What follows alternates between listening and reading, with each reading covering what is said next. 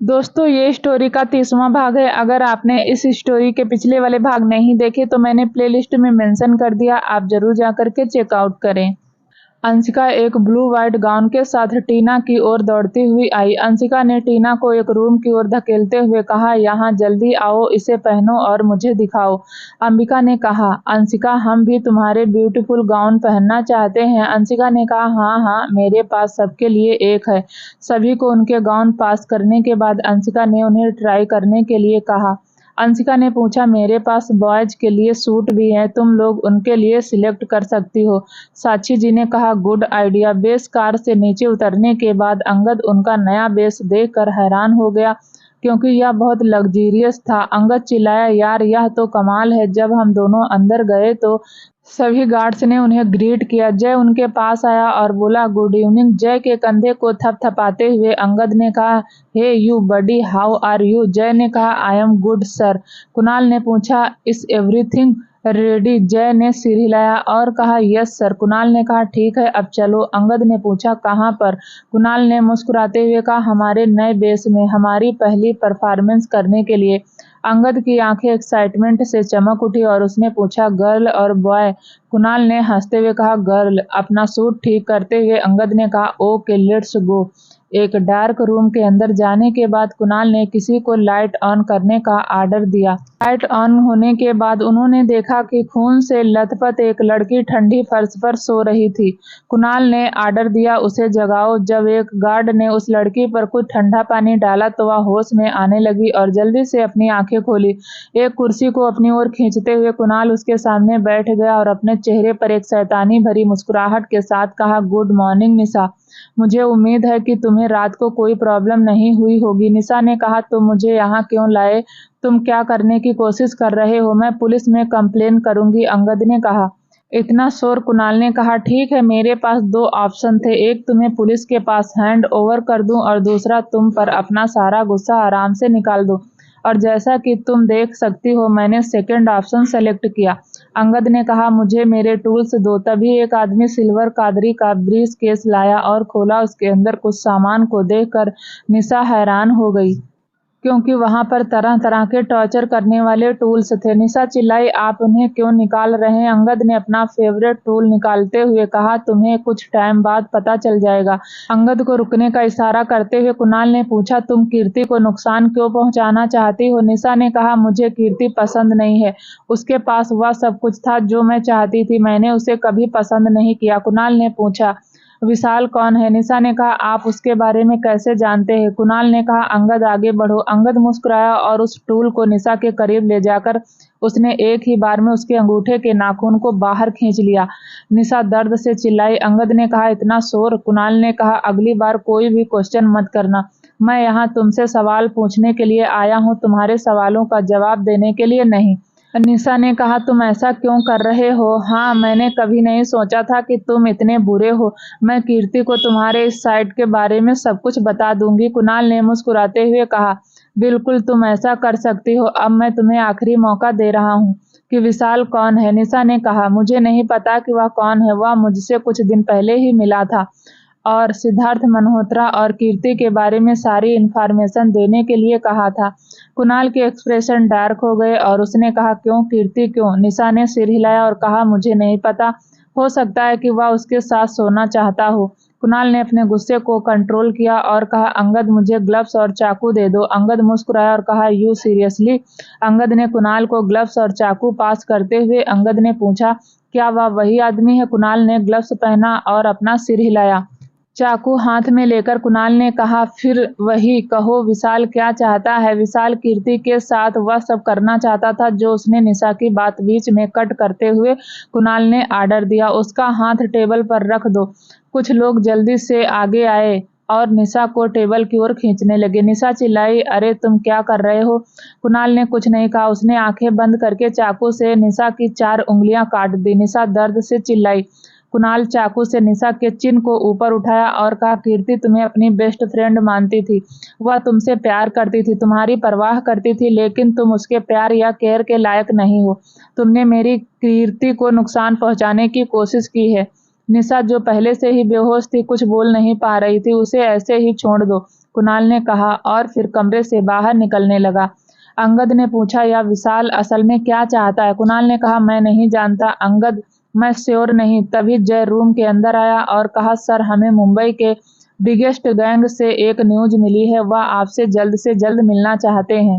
कुणाल ने आह भरी और कहा, मुझे पता था कि वह हमें मीटिंग के लिए बुलाएंगे, वह हमारे बाउंड्री फिक्स करने वाले हैं। अंगद तुम्हें जाकर उनसे मिलना होगा। अंगद ने सदमे में अपनी आंखें चौड़ी की और कहा, बिल्कुल नहीं, मैं अकेला नहीं जा रहा हूँ, तुम जानते हो कि मैं कैसा हूँ। मुझे नहीं पता कि इन चीजों को ठीक से कैसे संभालना है, तो तुम मेरे साथ चलो। कुणाल ने कहा, वह सब मुंबई से हैं इसलिए वह मुझे पहचान लेंगे। अंगद ने कहा, तुम्हें पता है कि तुम अपनी आइडेंटिटी हमेशा के लिए छुपा नहीं सकते। कुणाल ने आह भरी और कहा, ठीक है, मैं तुम्हारे साथ चलूंगा। अंगद ने कहा, संडे को उनके साथ एक मीटिंग फिक्स करो। जय ने रूम से बाहर निकलने से पहले कहा, ओके सर। घड़ी की ओर देखते हुए कुणाल ने कहा, हमें जाना चाहिए, हमें उन्हें पिक भी करना है। अंगद ने सिर हिलाया और कहा, मैं अपने कपड़ों पर खून के धब्बों के साथ टीना के सामने नहीं जा सकता, वह मुझे मार डालेगी। कुणाल ने हंसते हुए कहा, टीना तुम्हारे बारे में सब कुछ जानती है। अंगद ने कहा, देखो मुझे पता है कि वह जानती है, लेकिन वैसे दिखावा करती है कि मुझे कुछ नहीं पता, इसलिए मुझे भी ऐसा ही प्रेजेंट करना पड़ता है। कुणाल ने कहा, ठीक है, तुम घर जाओ और मैं टीना को घर छोड़ दूंगा। सिंघानिया पैलेस। जब कुणाल सिंघानिया पैलेस के अंदर गया तो उसने देखा सभी वहां पर प्रेजेंट हैं। आराध्या को देखकर कुणाल मुस्कुराने लगा। कुणाल ने कहा, आराध्या दी। जब आराध्या ने अपने छोटे भाई को देखा तो वह दौड़कर उनके पास गई और उसे गले से लगा लिया। और कुणाल, मैं तुम्हारा ही वेट कर रही थी। इससे पहले कि कुणाल कुछ कह पाता, आराध्या ने पूछा, कुणाल तुम्हारे बॉडी से अजीब सी स्मेल क्यों आ रही है? कुणाल ने पूछा, क्या? किसी डॉगी की तरह कुणाल के सूट को सूंघते हुए आराध्या ने कहा, तुम्हारे बॉडी से ब्लड की स्मेल आ रही है। ओ गॉड, कुणाल तुम्हें कहीं चोट तो नहीं लगी? फिर रुद्र की ओर मुड़ते हुए आराध्या ने कहा, रुद्र मुझे लगता है कि कुणाल को कोई चोट लगी है, इसीलिए उसका खून बह रहा है और उसकी बॉडी से ब्लड की स्मेल आ रही है। आराध्या की बात सुनकर कुणाल ने डर के मारे कहा, अरे नहीं नहीं आराध्या दी, एक नया परफ्यूम है जो मैं यूज कर रहा हूँ। आराध्या ने मुंह चिढ़ाते हुए पूछा, नया परफ्यूम? तुम किस तरह का कचरा इस्तेमाल कर रहे हो जिससे ब्लड की स्मेल आ रही है? जब रुद्र ने इस स्मेल को महसूस किया तो उसके होठों के किनारे मुड़ गए। वह इस स्मेल को कैसे नहीं पहचान सकता था।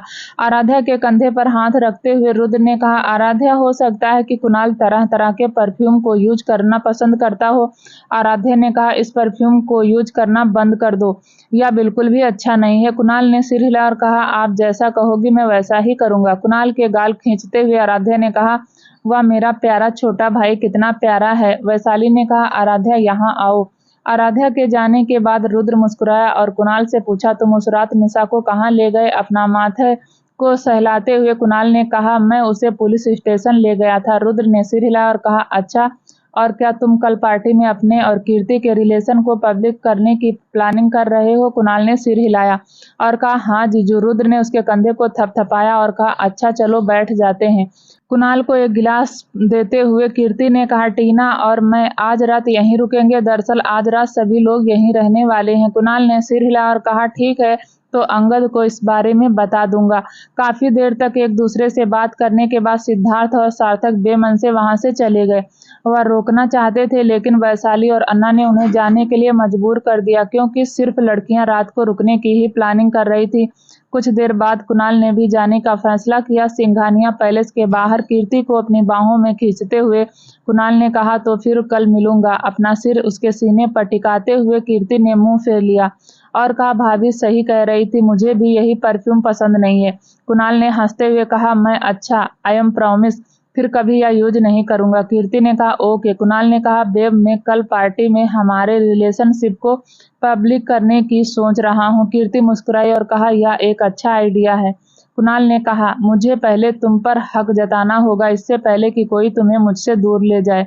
कीर्ति ने हंसते हुए कहा, मुझे तुमसे कोई छीनने वाला नहीं। I love you, I love you. वहीं दूसरी तरफ बूढ़े ने कहा, नहीं, यह अच्छा नहीं लग रहा, मुझे एक और पास करो। एक डार्क ब्राउन सूट पास करते हुए सब ऑर्डिनेट ने आह भरी। बूढ़ा मुस्कुराया और बोला, यह अच्छा लग रहा है, तुम्हें क्या लगता है? सब ऑर्डिनेट ने सिर हिलाया और कहा, यह बहुत अच्छा लग रहा है।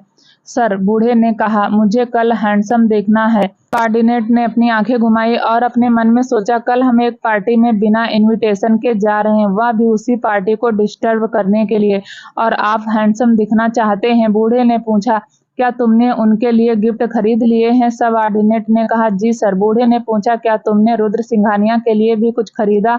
सबऑर्डिनेट ने कहा, जी सर। बूढ़े ने पूछा, और प्रेगनेंसी प्रोडक्ट के बारे में क्या?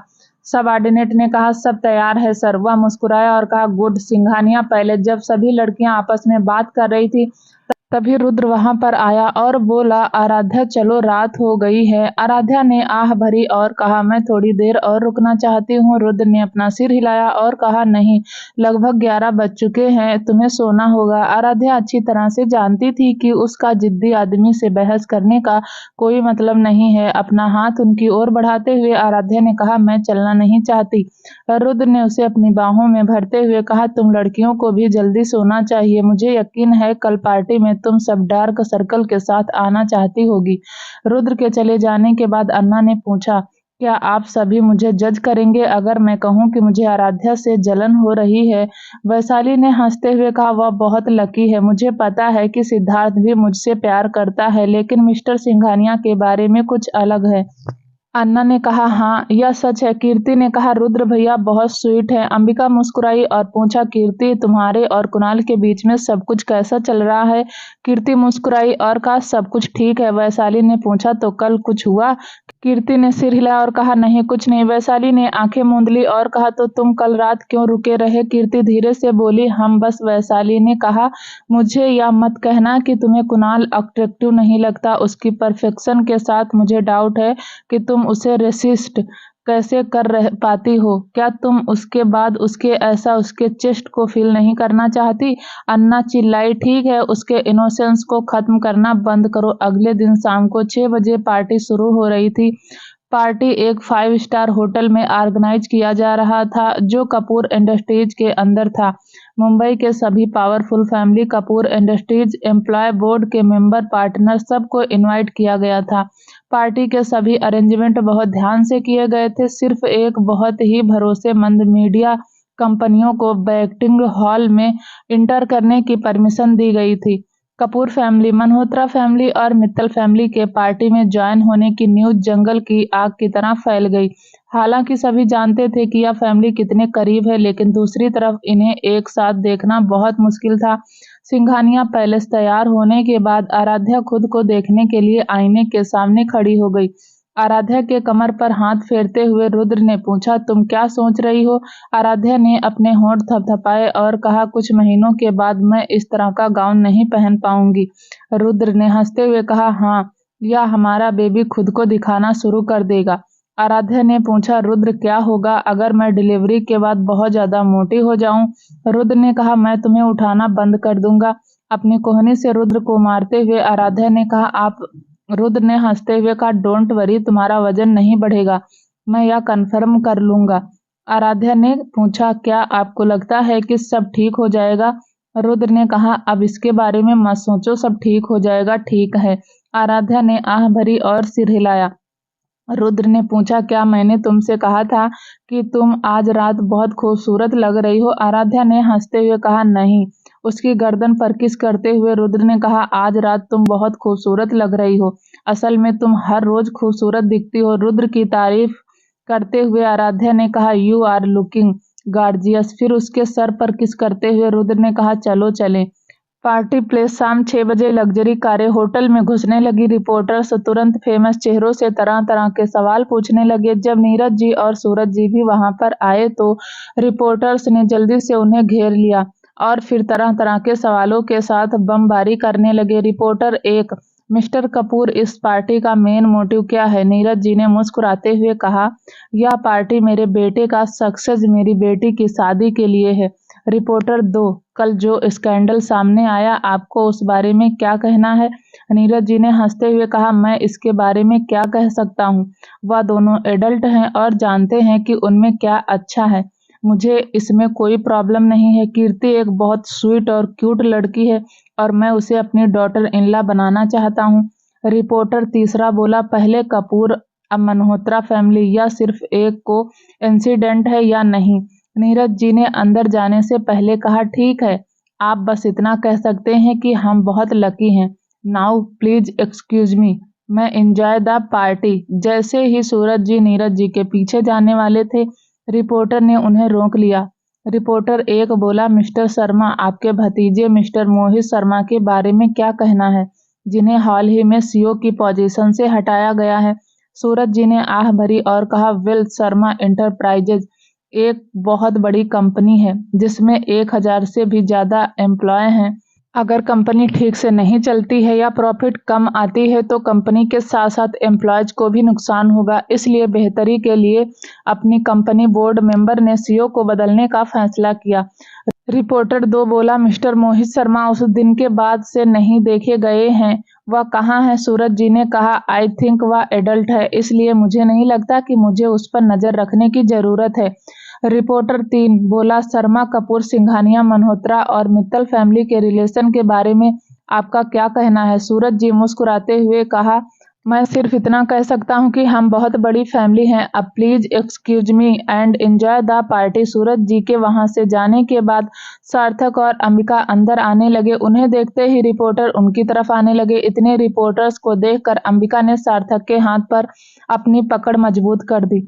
सार्थक ने हंसते हुए कहा, तुम्हें नर्वस होने की जरूरत नहीं है। अंबिका ने कहा, मैं नर्वस नहीं हूँ।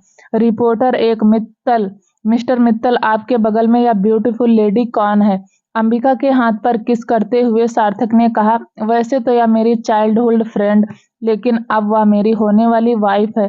रिपोर्टर 2, मिस्टर मित्तल, आप अभी अभी एब्रॉयड से वापस आए हैं, लेकिन आप अपना फैमिली बिजनेस छोड़कर एक हॉस्पिटल में काम कर रहे हैं, क्यों? सार्थक ने कंधे उचकाते हुए कहा, क्योंकि अन्ना भी उस हॉस्पिटल में काम कर रही है और मैं उसे अकेला नहीं छोड़ना चाहता। रिपोर्टर 3, मित्तल इंडस्ट्रीज को आप कब तक और करने की प्लानिंग बना रहे हैं? सार्थक ने कहा, मुझे लगता है कि मेरे दादाजी और मॉम हमारी कंपनी को बहुत अच्छे से हैंडल कर रहे हैं, इसीलिए अभी नहीं। रिपोर्टर 4, इस पार्टी और कपूर फैमिली के बारे में आपको क्या कहना है? सार्थक मुस्कुराया और कहा, यह पार्टी बहुत लवली है और कपूर फैमिली भी बहुत वंडरफुल है और मेरे साथ उनका रिलेशन भी बहुत अच्छा है। अब प्लीज मुझे मेरी होने वाली वाइफ को अंदर ले जाने दो। रिपोर्टर्स मुस्कुराए और एक तरफ हट गए। सार्थक और अंबिका के जाने के बाद सिद्धार्थ, वैशाली, कुणाल और कीर्ति एक साथ हॉल के अंदर एंटर हुए। रिपोर्टर्स 1, मिस्टर कुणाल, कल जो स्कैंडल सामने आया उसके बारे में आपका क्या कहना है?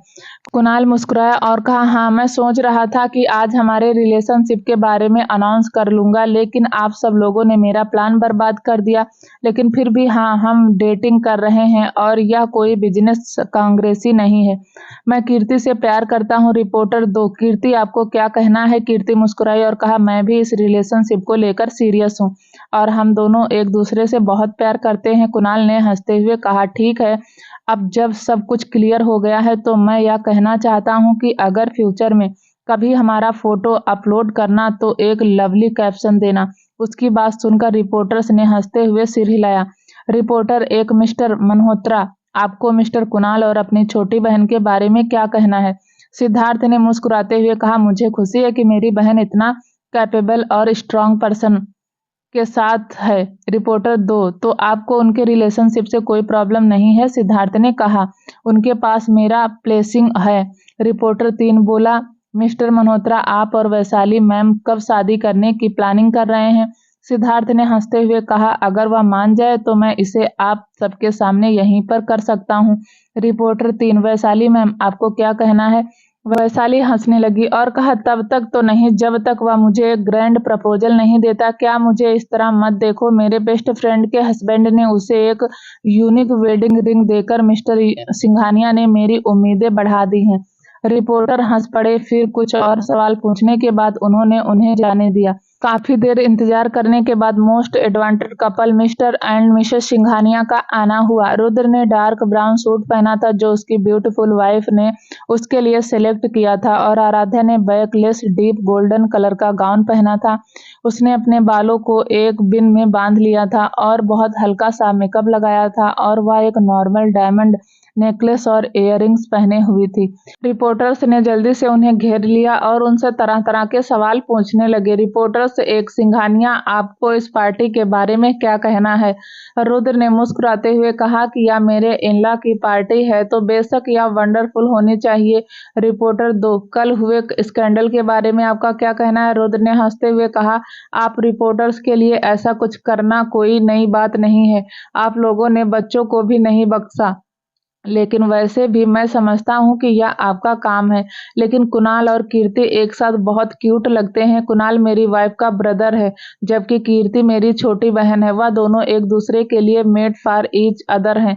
रिपोर्टर 3 ने अजीब तरह से अपना गला साफ किया और पूछा, मिस्टर सिंघानिया, मिस्टर कुणाल के यूएस में सक्सेसफुली डील करने के बारे में क्या कहना है?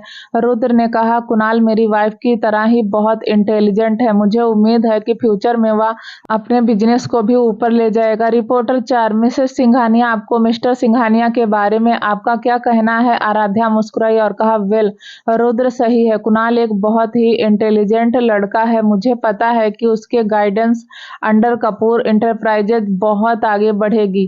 रिपोर्टर 4, क्या मिसेस सिंघानिया चाहती हैं कि कपूर इंटरप्राइजेज सिंघानिया इंडस्ट्रीज से आगे निकल जाए? आराध्या ने एक गहरी सांस ली और कहा, अगर ऐसा होता है तो मुझे खुशी होगी और मुझे पता है कि मिस्टर सिंघानिया भी खुश होंगे। मैं ठीक कह रही हूँ ना? रुद्र ने अपना सिर हिलाया और कहा, हाँ हाँ बिल्कुल। अगर किसी दिन मेरी कंपनी बंद हो जाती है तो मुझे अपने ससुर की कंपनी में एक नॉर्मल एम्प्लॉय की तरह काम करने में भी कोई प्रॉब्लम नहीं है। रिपोर्टर 5 ने हंसते हुए कहा, आप दोनों की शादी को काफी टाइम हो गया है, अभी तक कोई गुड न्यूज नहीं है? रुद्र हंसा और कहा, मैं अभी तक अपनी वाइफ को किसी के साथ शेयर करने के लिए रेडी नहीं हूँ।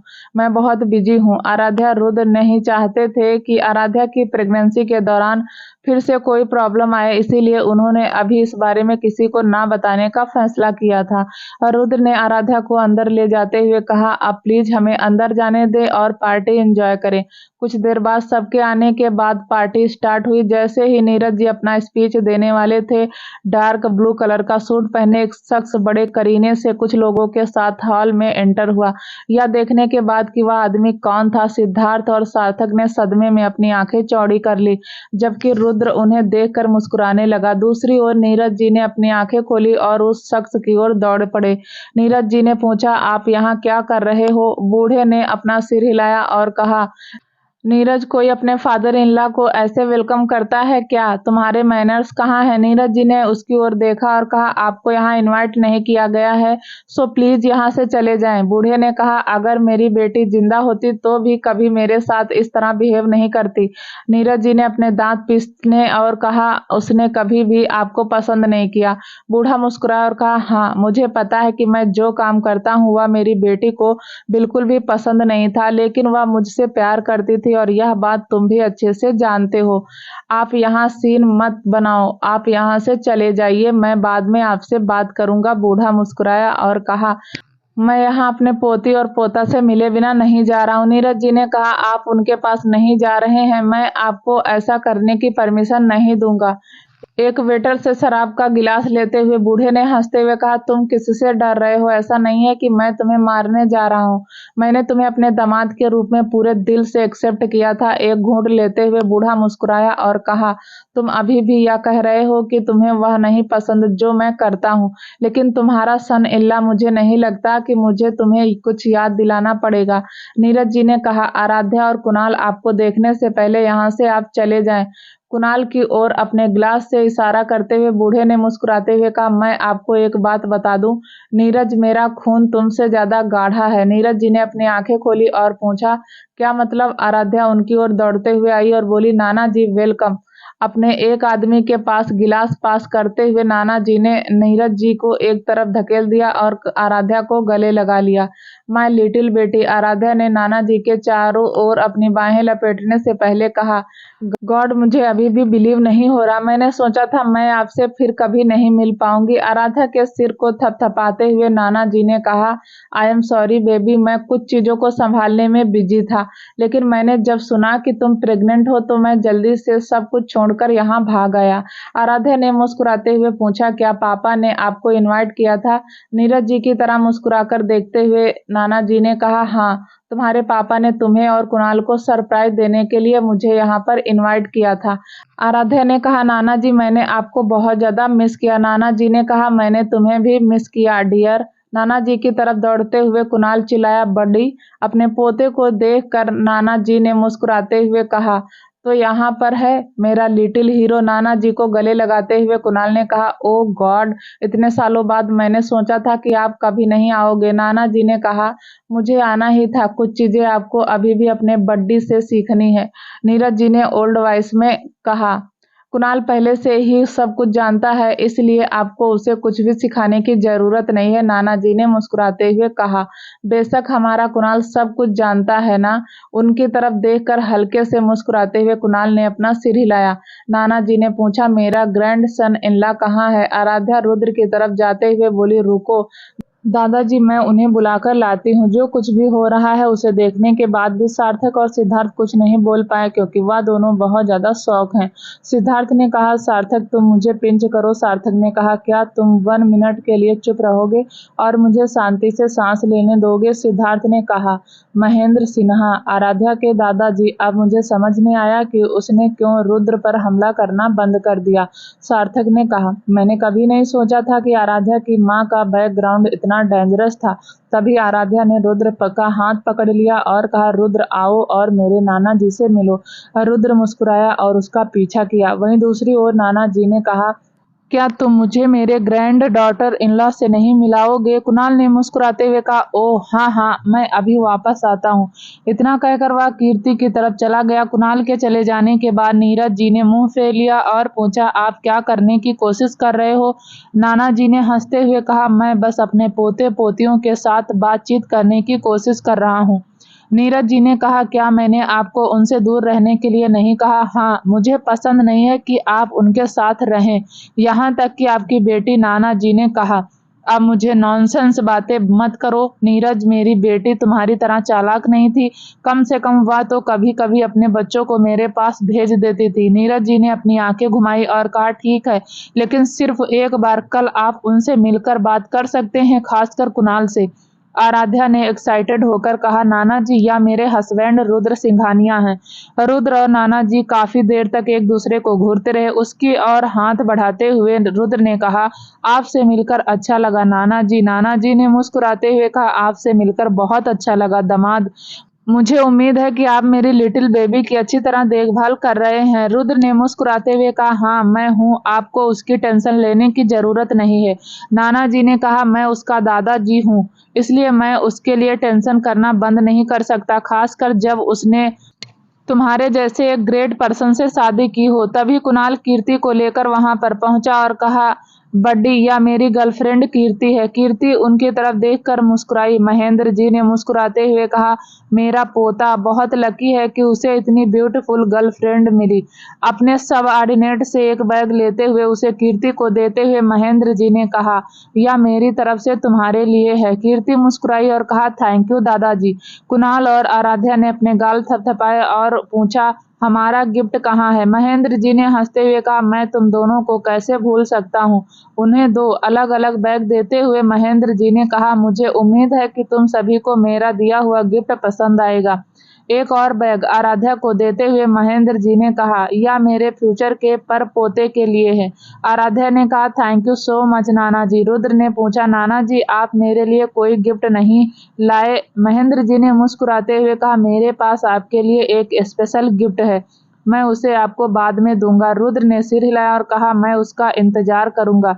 तभी एक कपल हाथ में हाथ डाले हॉल के अंदर आया। उनकी तरफ अपना हाथ लहराते हुए कीर्ति ने कहा, कुणाल, टीना यहाँ है। कुणाल उन दोनों की तरफ जाते हुए बोला, अरे यार, मैं उनके बारे में पूरी तरह से भूल गया। कुणाल ने पूछा, यार तुम्हें इतनी देर क्यों लगी? अंगद ने मुस्कुराते हुए कहा कि टीना इतनी अट्रैक्टिव लग रही थी कि मैं खुद को रोक नहीं पाया। फिर हमें देर हो गई। कीर्ति ने कहा, टीना अंदर चलते हैं, सब इंतजार कर रहे हैं। अंगद ने कहा, हाँ बेबी जाओ और कीर्ति के साथ एंजॉय करो, मैं थोड़ी देर कुणाल के साथ ही रहूंगा। टीना ने सिर हिलाया और कहा, ज्यादा ड्रिंक मत करना। कुणाल ने हंसते हुए कहा, मैं इसका ख्याल रखूंगा। कीर्ति और टीना के जाने के बाद कुणाल ने कहा, चलो चलते हैं और मेरी फैमिली और इन लॉ से मिलते हैं। अंगद ने सिर हिलाया। दादाजी से कुछ देर बात करने के बाद आराध्या ने कहा, रुद्र आप नाना जी के साथ रहो, मैं वॉशरूम से आती हूँ। रुद्र ने पूछा, क्या मुझे तुम्हारे साथ चलना पड़ेगा? आराध्या ने उसकी ओर देखते हुए कहा, नहीं, मैं वैशाली या अन्ना को अपने साथ ले जाऊंगी। रुद्र ने कहा, ठीक है, पर अकेले मत जाना। आराध्या ने अपना सिर हिलाया और चली गई। महेंद्र जी ने कहा, मैंने कभी नहीं सोचा था कि मिस्टर सिंघानिया का यह साइड भी है। रुद्र मुस्कुराया और कहा, मैंने भी कभी नहीं सोचा था कि मुझे भी मिस्टर सिन्हा का यह साइड देखने को मिलेगा। तभी वहां पर आकर अपने दोस्त को इंट्रोड्यूस कराते हुए बोला, बडी यह मेरा फ्रेंड अंगद है और यह मेरे नाना जी। और फिर रुद्र की ओर मुड़ते हुए कुणाल ने कहा, यह मेरे जीजा जी रुद्र सिंघानिया है। अंगद मुस्कुराया और कहा, nice to meet you. Rudra ने मुस्कुराते हुए कहा, nice to meet you mister Angad. Angad ने कहा, वाह प्लीज आप मुझे अंगद कहकर बुलाइए, मुझे बहुत फार्मर लगता है यह सब। कुणाल उसे अपने साथ ले जाते हुए बोला, ठीक है, कल आऊंगा तो मैं तुम्हें सिद्धार्थ भैया और सार्थक भैया से मिलवाऊंगा। उनके जाने के बाद रुद्र ने कहा, मुझे लगता है कि मिस्टर सिन्हा मुझसे कुछ कहना चाहते हैं। महेंद्र जी ने मुस्कुराते हुए कहा, हाँ बिल्कुल, लेकिन क्या हम कहीं और जाकर बात कर सकते हैं? रुद्र ने कहा, चलिए। दोनों एक दूसरे के पास खड़े होकर रात के आसमान को निहार रहे थे। महेंद्र जी ने कहा, मैंने कभी नहीं सोचा था कि मैं आपसे ऐसी सिचुएशन में मिलूंगा। रुद्र ने पूछा, तो आपने क्या सोचा था कि आप कैसे मुझसे मिलेंगे? महेंद्र जी ने कहा, एक दूसरे पर गन पॉइंट करते हुए और एक दूसरे को अपनी लाल और नफरत भरी आंखों से देखते हुए रुद्र ने हंसते हुए कहा, लेकिन यह बहुत बुरा हुआ कि मैंने आपकी पोती से शादी की। मुझे खुशी है कि आपने किया, महेंद्र जी ने कहा। रुद्र ने पूछा, क्या ऐसा है? अगर बेबी के साथ आपकी शादी नहीं होती तो मैं आपसे नफरत करना कभी नहीं छोड़ता। थोड़ी देर के लिए रुकते हुए महेंद्र जी ने जारी रखा, अपनी पोती के साथ उसकी शादी के बारे में सुनने के बाद मैंने तुरंत उन सभी मित्रों को रोक दिया जो मैं आपके अगेन बना रहा था। मैंने विशाल के साथ अपनी डील भी तोड़ दी, अपने फैमिली मेंबर्स को कभी भी नुकसान नहीं पहुंचाता और यह बात आपको पता है। रुद्र ने मुस्कुराते हुए पूछा, तो मैं भी आपकी फैमिली का मेंबर हूँ? महेंद्र जी ने कहा, मुझे अपने दांत मत दिखा। रुद्र ने कहा, आपका एक्सप्लेन हमारे लिए खिलाफ कोई मास्टर प्लान बना रहा है। महेंद्र जी ने कहा, विशाल उतना सिंपल नहीं है जितना आप सोचते हैं कि वह है, उसके पास कोई पावरफुल सपोर्ट है। रुद्र ने पूछा, कौन? महेंद्र जी ने कहा, इट्स बलराज। रुद्र ने अपनी भौहें उठाई और पूछा, क्या कुछ साल पहले उसकी मौत नहीं हो गई थी? महेंद्र जी ने सिर हिलाया और कहा, नहीं। आप अपने दादा से उसके बारे में क्यों नहीं पूछते? आखिरकार बलराज उनका बेस्ट फ्रेंड था।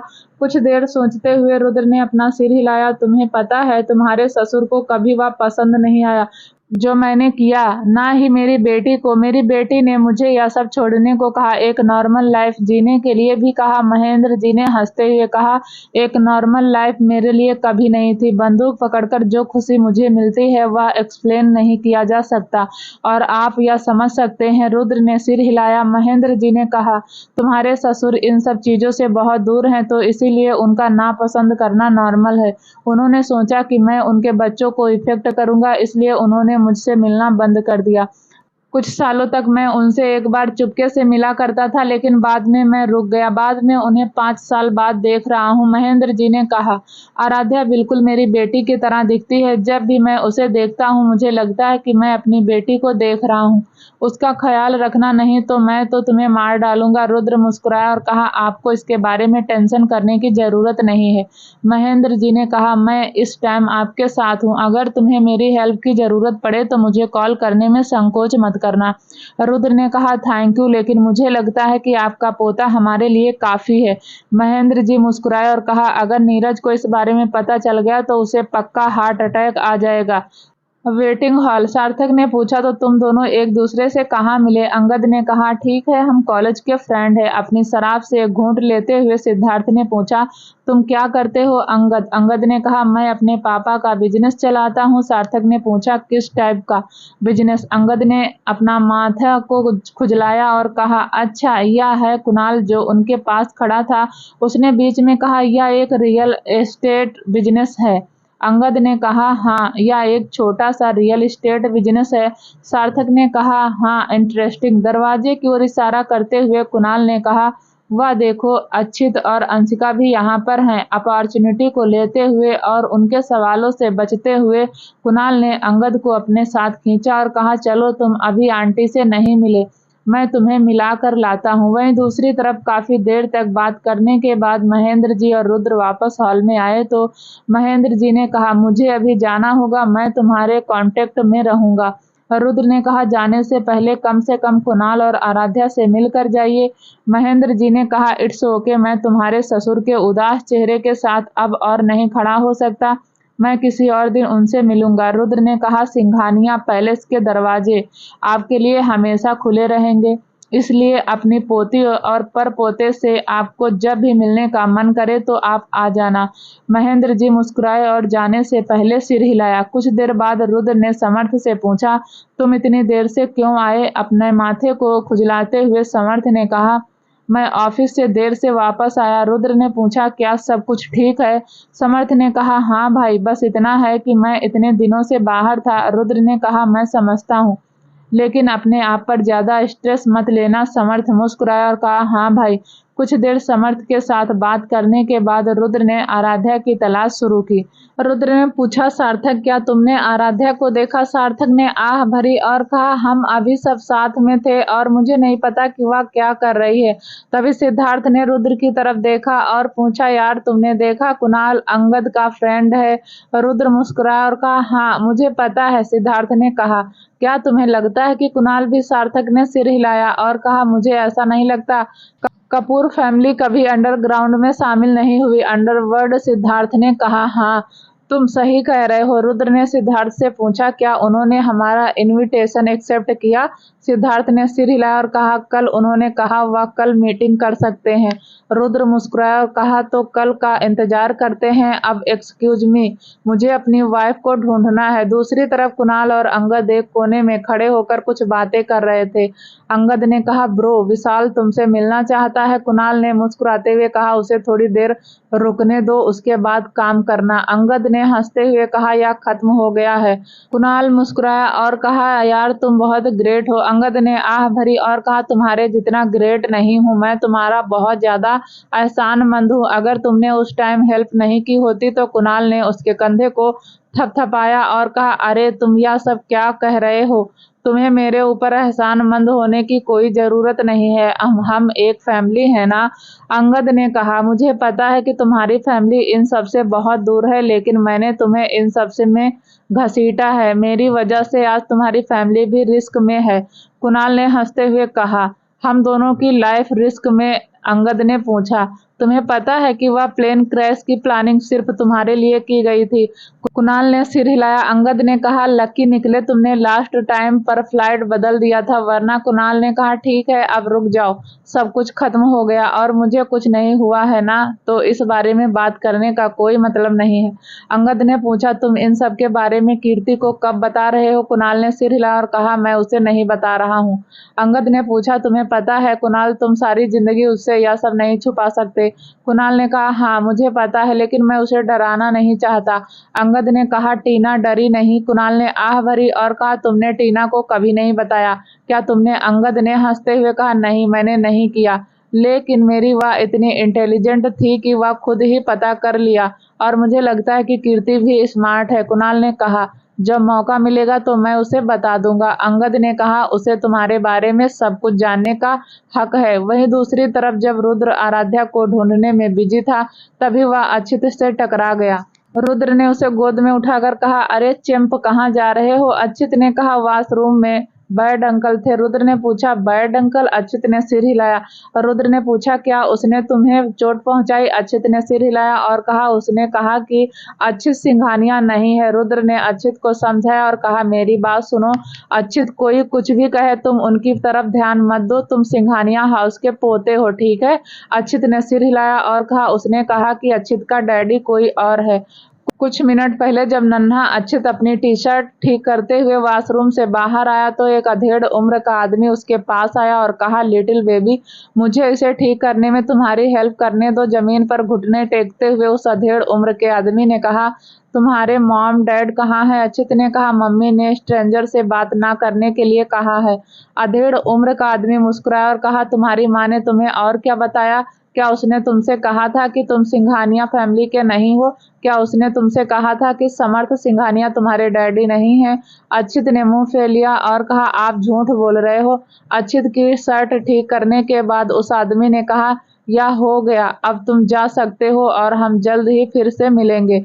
लिटिल बेबी, उस आदमी की बात सुनकर अच्युत की आंखों में आंसू आ गए और वह वहां से भाग गया। Flashback and. रुद्र ने मुंह फेर लिया और कहा, समर्थ तुम्हारे डैडी हैं और तुम सिंघानिया फैमिली के हो, उसकी बात मत सुनो। तुम मेरी बात मानते हो ना? अच्युत ने सिर हिलाया। अच्युत के गालों को चूमते हुए रुद्र ने कहा, चलो अंदर चलते हैं और कुछ आइसक्रीम खाते हैं। अच्युत ने मुस्कुराते हुए कहा, अच्युत चॉकलेट आइसक्रीम खाना चाहता है। रुद्र ने मुस्कुराते हुए कहा, ठीक है, अब चलते हैं। अच्युत को आइसक्रीम देने के बाद रुद्र ने अपना फोन निकाला और रजत को कॉल किया। रुद्र ने कहा, मैं कल तक पूरे बैक्टिंग हॉल के सीसीटीवी फुटेज देखना चाहता हूँ।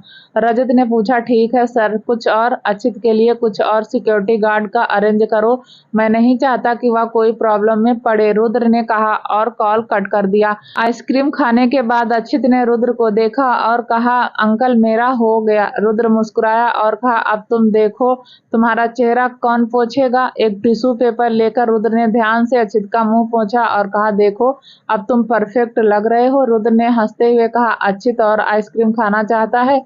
रुद्र ने सिर हिलाया और कहा, नहीं, बहुत ज्यादा आइसक्रीम तुम्हारे हेल्थ के लिए अच्छी नहीं है, मुझे आइसक्रीम पसंद है। रुद्र ने हंसते हुए कहा, तुम बिल्कुल आराध्या की तरह बिहेव कर रहे हो, आओ चले हम उसे ढूंढते हैं। तभी समर्थ वहां पर आया और बोला, भैया अच्युत को। समर्थ को देते हुए रुद्र ने कहा, उसे अकेला मत छोड़ो, घर पहुंचने के बाद मैं तुमसे बात करूंगा। समर्थ, तुम्हें भी यह सीखना होगा कि अपने बेटे की देखभाल कैसे करना है। समर्थ ने सिर हिलाया और कहा, डोंट वरी भैया, मैं उसका ख्याल रखूंगा।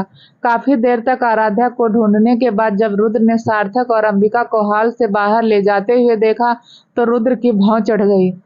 रुद्र ने उनकी ओर जाते हुए पूछा, क्या हुआ? सार्थक ने कहा, मुझे नहीं पता कि उन्होंने क्या किया, लेकिन वह बहुत नशे में है और वैशाली भी, आप उनके बारे में भूल जाओ। वैशाली भी बहुत नशे में थी, अंकल उन्हें घर ले गए। रुद्र ने मुंह फेर लिया और पूछा, आराध्या कहाँ है? अंबिका के साथ। हॉल से बाहर निकलने से पहले सार्थक ने कहा, मुझे लगता है कि मैंने उसे नीरज अंकल के साथ देखा था, मुझे अन्ना को घर ले जाना है, इसलिए मैं जा रहा हूँ। रुद्र ने आह भरी और अपनी वाइफ को ढूंढने लगा। पार्टी लगभग खत्म हो चुकी थी लेकिन उसे आराध्या कहीं भी नहीं मिली। तभी रुद्र की नजर दूसरी तरफ गई जहां पर कीर्ति को कुणाल संभाल रहा था और अंगद ने तीनों को पकड़ रखा था। रुद्र ने पूछा, तुम्हारी बहन कहाँ है? कुणाल ने एक दिशा की ओर इशारा करते हुए कहा, जीजू मैं कीर्ति को अपने साथ अपने घर ले जा रहा हूँ, क्या आप सिद्धार्थ भाई को इसके बारे में बता सकते हैं? रुद्र ने अपना सिर हिलाया और आराध्या की तरफ जाने लगा। रुद्र ने उसको बुलाया तो आराध्या उसकी तरफ आ गई। आराध्या मुस्कुराई और कहा, आप यहाँ पर हो, मैं आपको ही ढूंढ रही थी। रुद्र ने पूछा, तुम लोगों ने आज इतना क्यों पी लिया? रुको, तुमने नहीं पिया है ना? आराध्या ने कहा, बिल्कुल नहीं, लेकिन मुझे भी पीने का मन कर रहा था। रुद्र ने कहा, अच्छा, मुझे लगता है कि हमें घर जाना चाहिए। आराध्या ने अपना सिर हिलाया और कहा, मुझे बहुत टायर्ड फील हो रहा है, चलो जाने से पहले पापा और सूरज अंकल से मिलते हैं। सूरज जी और नीरज जी को गुड बाय करने के बाद रुद्र और आराध्या घर चले गए। सबके जाने के बाद सूरज जी और नीरज जी भी घर चले गए। कार के अंदर सूरज जी ने पूछा, क्या हुआ नीरज? नीरज ने आह भरी और कहा, उस आदमी ने मुझसे कहा था कि उसका खून मुझसे ज्यादा गाढ़ा है। क्या तुम्हें लगता है कि वह यह कहने की कोशिश कर रहा है कि कुणाल भी? सूरज ने कहा, क्या तुम पागल हो? यह सब सोचना बंद करो, मेरा कुणाल कितना इनोसेंट और भोला है, कोई रास्ता नहीं है कि वह कभी भी इन सब में शामिल होगा। नीरज जी ने कहा, लेकिन मैं अभी भी इसके बारे में सोचना बंद नहीं कर सकता। आराध्या की मॉम ऐसा कभी नहीं चाहती थी। तुम्हें पता है कि यही वजह है कि मैंने कभी उस दुनिया में कदम नहीं रखा। सूरज जी ने कहा, मुझे पता है कुणाल तुम्हारा बेटा है तो वह तुम्हारे नक्शे कदम पर जरूर चलेगा। ठीक है, तुम उससे इस बारे में बात क्यों नहीं करते? नीरज जी ने कहा, हाँ मुझे लगता है मुझे उससे बात करना चाहिए। घर पहुंचने के बाद नीरज जी ने कुणाल से बात करने का फैसला किया। जब कुणाल अपनी गर्लफ्रेंड को ब्लैंकेट से ढक रहा था कि तभी नीरज जी ने उसका दरवाजा खटखटाया। नीरज जी ने पूछा, क्या मैं तुमसे कुछ मिनट के लिए बात कर सकता हूँ? कुणाल मुस्कुराया और कहा, हाँ बिल्कुल, रूफ टॉप पर क्यों नहीं जाते? नीरज जी ने कहा, ठीक है, मैं किसी से कुछ कॉफी लाने के लिए भी कह दूंगा। रूफ टॉप अपनी ब्लैक कॉफी से एक घूंट लेते हुए नीरज जी ने कहा, जब तुम्हारी माँ की डेथ हुई थी तब तुम बहुत छोटे थे, तो मुझे लगता है कि तुम्हें उसके बारे में ज्यादा याद नहीं है। कुणाल मुस्कुराया और कहा, मैंने उनके बारे में ज्यादा याद नहीं किया क्योंकि आराध्या दीदी ने मुझे कभी मौका ही नहीं दिया। उन्होंने वह सब कुछ किया जो मॉम मेरे लिए करती थी। नीरज जी ने आह भरी और कहा, आराध्या ने उस टाइम मेरे लिए सब कुछ बहुत आसान कर दिया। तुम्हारी मॉम की मौत के बाद मुझे पता नहीं था कि मैं तुम सबका ख्याल कैसे रख लूंगा, लेकिन आराध्या ने एक माँ की तरह उन सबका ख्याल रखा। मैंने सोचा कि अगर एक 14 साल का बच्चा कर सकता है तो मैं क्यों नहीं? कुणाल ने पूछा, पापा आप मम्मा को मिस करते हो ना? नीरज जी ने कहा, हाँ मैं उसे बहुत ज्यादा मिस करता हूँ। वह एक ऐसी लड़की थी जिसे मैंने सबसे ज्यादा प्यार किया है।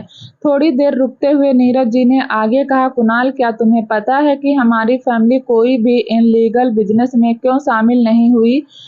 ऐसा नहीं है कि मैं इन सब से डरता हूँ या मुझे यह पसंद नहीं है। ऐसा इसलिए क्योंकि तुम्हारी मॉम को यह सब कभी पसंद नहीं आया।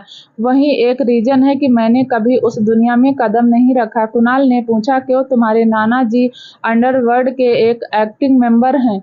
वह बहुत ही यंग एज में अंडरवर्ल्ड में शामिल हो गए थे। जब तुम्हारी मॉम सिर्फ 10 साल की थी तब तुम्हारे नानी की जी की मौत हो गई थी। यह कहा जा सकता है कि उन्हें मार डाला। तुम्हारे नाना जी के दुश्मनों ने, तब से तुम्हारी माँ को अंडरवर्ल्ड से नफरत थी। कई बार उसने अपने पापा को अंडरवर्ल्ड छोड़ने को फोर्स किया। नीरज जी ने कहा। फिर कुणाल के कंधे को थपथपाते हुए नीरज जी ने आगे कहा, मैं जानता हूँ कि तुम यंग जनरेशन के लड़के नई चीजों को ट्राई करना चाहते हो, लेकिन मैं नहीं चाहता कि तुम इसका हिस्सा बनो। हमारी फैमिली कभी भी अंडरवर्ल्ड में शामिल नहीं हुई। मुझे उम्मीद है कि तुम अपनी माँ की विश पूरी करोगे। तुम्हें अपनी माँ के लिए करना होगा। क्या तुम समझ रहे हो? नीरज जी की तरफ देखकर हल्के से मुस्कुराकर कुणाल ने अपना सिर हिलाया। नीरज जी ने कहा, ठीक है, अब काफी देर हो रही है, हमें नीचे जाना चाहिए।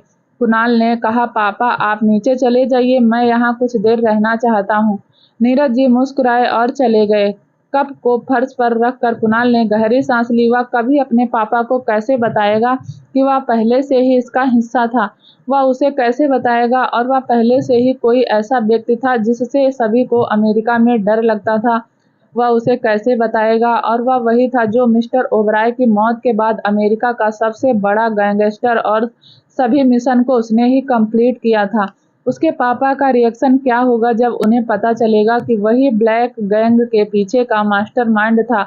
वह उसे कैसे बताएगा कि वह रेहान था? 4 साल पहले कुणाल 17 साल का था जब वह अपनी आगे की पढ़ाई पूरी करने के लिए अमेरिका गया था। कुणाल हार्ड वर्क करना चाहता था और अपने पापा की बिजनेस में हेल्प करना चाहता था। वह अपने फैमिली बिजनेस को और भी ज्यादा बढ़ाना चाहता था, लेकिन किसने सोचा होगा कि यह सब अपोजिट हो जाएगा और वह बहुत ही कम उम्र में अमेरिका के सबसे खूंखार गैंगस्टर में से एक बन जाएगा। जब उसने पहली बार कॉलेज के अंदर कदम रखा तो उसने देखा कि एक लड़का गेट के पास खड़ा है और उसने अपने आप से बात कर रहा था। लड़के ने कहा, इस तरफ। अरे नहीं, इस तरफ हो सकता है। कुणाल ने हंसते हुए पूछा, अरे क्या ढूंढ रहे हो? लड़का मुस्कुराया और कहा, अरे मैं अपना डिपार्टमेंट ढूंढ रहा हूँ। कुणाल ने पूछा, तुम किस डिपार्टमेंट से हो? लड़के ने कहा, बिजनेस मैनेजमेंट। कुणाल ने कहा, ओह कूल, हम एक ही डिपार्टमेंट में हैं तो हम इसे एक साथ क्यों नहीं ढूंढते? लड़का मुस्कुराया और बोला, अच्छा आइडिया है। उसकी ओर हाथ बढ़ाते हुए कुणाल ने कहा, मेरा नाम कुणाल कपूर है। अंगद ने कहा, मेरा नाम अंगद ओबराय है। उनके डिपार्टमेंट की ओर जाते हुए अंगद ने पूछा, तो तुम कहाँ से हो? कुणाल ने पूछा, वह मैं इंडिया से हूँ और तुम? अमेरिका से ही हूँ। क्या तुम डोम्स में रहे हो? कुणाल की तरफ देखकर अंगद ने पूछा। कुणाल ने सिर हिलाया और कहा, हाँ। अंगद ने पूछा, मैं भी डोम्स से रहा हूँ। कौन सा रूम? कुणाल ने कहा, रूम नंबर 25। अंगद ने कहा, ओ, मेरा रूम नंबर भी 26 है। उसके बाद कुणाल और अंगद बहुत अच्छे दोस्त बन गए। साथ पढ़ते थे, साथ खाते थे, साथ पीते थे। एक दिन कुणाल लाइब्रेरी में पढ़ रहा था, तभी अंगद आया और उससे उसकी किताब छीन ली और कहा, यार चलो चलते हैं। कुणाल ने पूछा, कहाँ? पर अंगद ने कहा, मैं तुम्हें अपने साथ अपने फार्म हाउस लेकर जा रहा हूँ इस वीकेंड के लिए। कुणाल ने अपना माथा खुजलाया और कहा, मुझे बहुत सारे काम पूरे करने हैं, तो तुम अकेले क्यों नहीं चले जाते? अंगद ने अपनी आंखें घुमाई और कहा, बोर बनना बंद करो और चलो। 2-3 बार इनकार करने के बाद कुणाल ने आखिरकार हार मान ली और अंगद के पीछे उसके फार्म हाउस चला गया। लेकिन कौन जानता था कि अंगद के फार्म हाउस पर जाना उसकी लाइफ का सबसे बड़ा टर्निंग पॉइंट होगा। जब वह दोनों अंगद के फार्म हाउस पहुंचे तो एक अधेड़ उम्र का व्यक्ति उनके पास आया। आदमी ने पूछा, तो यह तुम्हारा फ्रेंड है जिसके बारे में तुम बात कर रहे थे? अंगद ने सिर हिलाया और कहा, हाँ, यह मेरा फ्रेंड कुणाल है। और कुणाल की ओर मुड़ते हुए अंगद ने आगे कहा, और कुणाल, यह मेरे डैड हैं। कुणाल मुस्कुराया और कहा, nice to meet you sir, mister Oberoi. Oberoi मुस्कुराए और कहा, तुम्हें इतना हर्मल होने की जरूरत नहीं है। मैंने तुम्हारे बारे में बहुत सी बातें सुनी हैं। अंगद ने कहा, ठीक है, अब अंदर चलते हैं। मिस्टर ओबराय ने कहा, तुम सब जाओ और पहले प्रैक्टिस करो, मैं कुणाल को अंदर ले जाऊंगा। अंगद ने सिर हिलाया और कहा, मैं बाद में प्रैक्टिस करूंगा। मिस्टर ओबराय ने पूछा, नहीं, तुम अभी जा रहे हो? कुणाल ने भौं उठाई और पूछा, कैसी प्रैक्टिस? अंगद ने कहा, शूटिंग प्रैक्टिस। कुणाल ने पूछा, क्या तुम्हें पता है कि गन कैसे यूज करते हैं? अंगद मुस्कुराया और कहा, हाँ, मैं जानता हूँ। मिस्टर ओबराय ने पूछा, कुणाल, क्या तुमने पहले कभी गन का यूज नहीं किया? कुणाल ने सिर हिलाया और कहा, नहीं अंकल। मिस्टर ओबराय ने कुणाल का हाथ पकड़ा और कहा, चलो चलते हैं, मैं तुम्हें सिखाऊंगा। शूटिंग एरिया की ओर ले जाते हुए मिस्टर ओबराय ने उसे एक गन दी और कहा, यह तुम्हारे लिए अच्छा होगा। अब क्या तुम बोर्ड के डिफरेंट रेड कलर सर्कल और सेंटर में वह रेड आउट देख रहे हो? कुणाल ने सिर हिलाया। मिस्टर ओबराय ने कहा, उस रेड आउट को बैल की आंख के रूप में जाना जाता है। अगर तुम उसे हिंट करते हो तुम सुपर्म हो, लेकिन अगर तुम फास्ट टू सर्किल को भी हिंट करते हो तो भी तुम वंडरफुल हो। कुणाल अपने हाथ में गन लिए घूरता रहा। यह पहली बार था जब वह हकीकत में गन देख रहा था, लेकिन उसे एक ही बार एक्वर्ड या फिर नर्वसनेस फील नहीं हुआ। मिस्टर ओबराय ने कहा, ठीक है, अब अपने अंकल को फॉलो करो। कुणाल ने सिर हिलाया और मिस्टर ओबराय के एक्शन को इमिटेट करने लगा। मिस्टर ओबराय ने अपनी भौहें ऊपर उठाई जब उन्होंने देखा कि कुणाल का बुलेट कहाँ लैंड हुआ था। मिस्टर ओबराय ने पूछा, क्या तुम्हें यकीन है कि तुमने पहले कभी गन का यूज नहीं किया? कुणाल ने बिना कुछ कहे 3 और गोलियां चलाई जो सीधे टारगेट के करीब पहुंच गई। मिस्टर ओबराय ने मुस्कुराते हुए कहा, लगता है मुझे अपना 4 लकी मम्मी लगाया है। उस दिन के बाद कुणाल अंगद के साथ हर वीकेंड उनके फार्म हाउस में जाने लगा, जहां कुणाल मिस्टर ओबराय के साथ शूटिंग की प्रैक्टिस करता था। 1 साल बाद मिस्टर ओबराय के मिशन में कुणाल के शूटिंग स्किल का काफी इम्प्रूवमेंट हुआ। मिस्टर ओबराय ने कहा, दिस इज वेरी गुड। अपनी बंदूक नीचे रखते हुए कुणाल ने कहा, यह आपके लिए स्कूल के सामने कुछ भी नहीं है अंकल। मिस्टर ओबराय ने कहा, आहा कुणाल, तुमने इस बूढ़े आदमी को बहुत पहले पार कर लिया है। जैसे ही कुणाल कुछ कहने ही वाला था, एक आदमी आगे बढ़ा और मिस्टर ओबराय के कानों में कुछ बुदबुदाया, जिससे उनके एक्सप्रेशन बहुत कोल्ड हो गए। मिस्टर ओबराय ने उस आदमी के साथ बाहर जाने से पहले कहा, कुणाल, मैं 1 मिनट में वापस आता हूँ। फादर एंड सन के साथ 1 साल बिताने के बाद कुणाल यह सब समझ गया था कि वह लोग क्या करते थे, लेकिन उससे कोई फर्क नहीं पड़ा। वह उसके साथ अच्छे से थे और उसने कोई नुकसान नहीं किया, और यही कुणाल के लिए मायने रखता था। कुछ देर प्रैक्टिस करने के बाद जब कुणाल फार्म हाउस के अंदर आया तो उसने देखा मिस्टर ओबराय अपने आदमियों के साथ मिलकर कुछ प्लानिंग कर रहे हैं। उनकी ओर 2-3 कदम बढ़ाते हुए जब कुणाल ने टेबल पर रखी एक मॉडल को देखा जो बेस कैंप की तरफ लग रही थी, तो उसने पूछा, यह क्या है? मिस्टर ओबराय ने मुस्कुराते हुए कहा, यह बेस कैंप है। कुणाल मॉडल को घूरता रहा और कुछ नहीं बोला। एक आदमी ने कहा, सर, हमें कुछ करना होगा, हमें पहले उन पर हमला करना होगा। तभी मिस्टर ओबराय के पास खड़े एक आदमी ने कहा, सर, हम उन पर ईस्ट साइड से हमला क्यों नहीं करते? कुणाल ने मुंह फेर लिया और कहा, ईस्ट साइड से अटैक करना बहुत ही रिस्की है। या मेन बिल्डिंग से कुछ ही मीटर की दूरी पर है। अगर आप वहां से हमला करते हैं तो आप कई लोगों को खो देंगे। मिस्टर ओबराय ने अपनी भौं उठाई और पूछा, तो कुणाल, हमें क्या करना चाहिए? कुणाल ने सदमे में अपनी आंखें चौड़ी कर ली जब उसे एहसास हुआ कि उसने क्या कहा। जल्दी से फर्श से उठकर कुणाल ने कहा, ठीक है, यह सिर्फ एक सजेशन था। मेरा मतलब है कि मुझे कोई प्रॉब्लम नहीं है। प्लीज आप लोग कंटिन्यू कीजिए, मैं अंगद को लेकर जा रहा हूँ। मिस्टर ओबराय ने पूछा, नहीं, या ठीक है, बताओ हमें क्या करना चाहिए? कुणाल ने अपना माथा को सहलाते हुए कहा, अच्छा, अगर आप वेस्ट से हमला करते हो तो यह ज्यादा सेफ होगा, क्योंकि रिस्ट्रिंग लॉज उस जगह के करीब है, इसलिए यह आप सभी के लिए आसान होगा। एक आदमी ने कहा, he is right sir. Mister Oberoi मुस्कुराए और कहा, ठीक है, फिर मिशन की तैयारी करो। उसके बाद मिस्टर ओबराय ने अपने हर मिशन के लिए कुणाल का सजेशन लेना शुरू कर दिया। सब कुछ ठीक ही चल रहा था, लेकिन अचानक एक दिन मिस्टर ओबराय का एक्सीडेंट हो गया। न्यूज सुनने के बाद कुणाल हॉस्पिटल पहुंच गया। एंट्रेंस गेट पर कुणाल अंगद से मिला, जो जल्दी में था। कुणाल ने पूछा, कैसे हैं अंकल? अंगद ने सिर हिलाया और कहा, उनकी कंडीशन अच्छी नहीं है। उन्होंने मुझे यह कहा कि मुझे फार्म हाउस जाना चाहिए और जल्द से जल्द एक रेड कलर की फाइल सेव करनी चाहिए जो उनके स्टडी रूम के अंदर है। उन्होंने मुझसे कहा कि यह बहुत इम्पोर्टेंट है।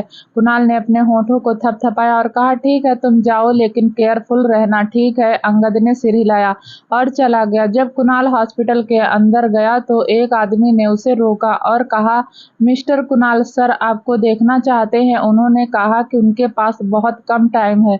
कुणाल ने आह भरी और कहा, उस आदमी का पीछा किया। जब कुणाल मिस्टर ओबराय के रूम पर पहुंचा तो उसने देखा उनकी पूरी बॉडी में बहुत सारे मशीन लगे हुए थे और वह अपनी आंखें बंद किए हुए हैं।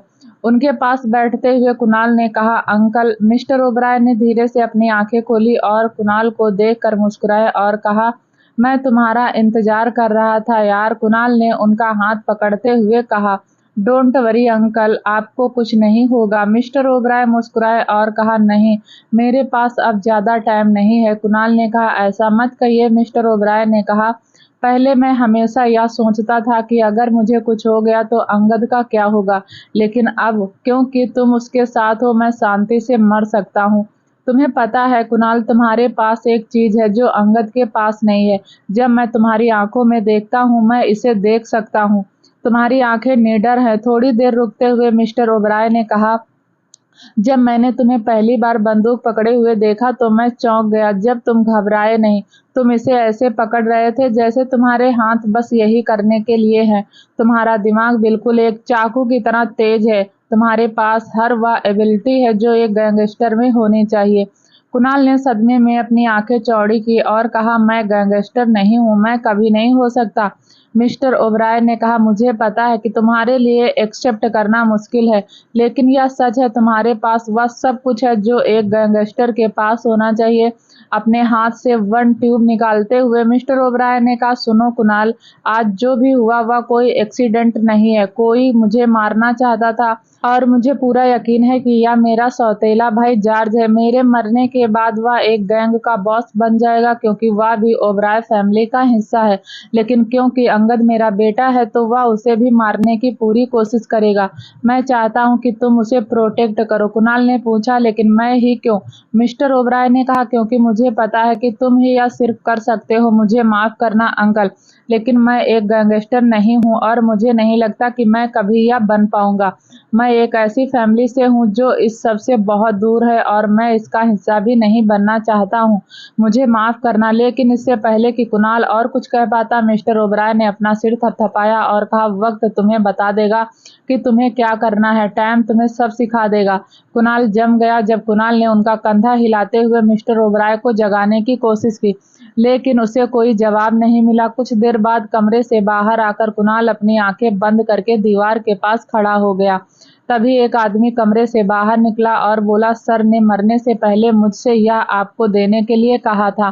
कुणाल को एक ब्लैक कलर का बॉक्स देते हुए उस आदमी ने कहा, मैं अंगद को इस बारे में इन्फॉर्म कर दूंगा। जब कुणाल ने बॉक्स खोला तो अंदर क्या था, उसे देखकर उसकी आंखों से आंसू बहने लगे। यह वह बंदूक थी जिससे कुणाल ने पहली बार मिस्टर ओबराय के साथ शूटिंग की।